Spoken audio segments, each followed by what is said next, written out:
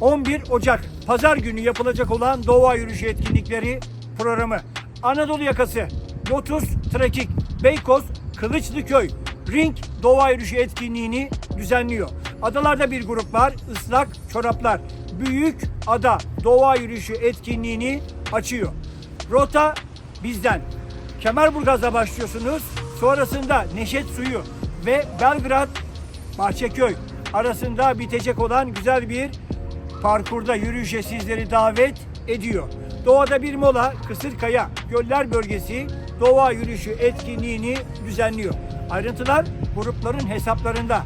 Pazartesi günü yapılacak olan etkinlik programını tekrar sizlerle paylaşmak üzere herkese keyifli rotaları olmasını diliyorum.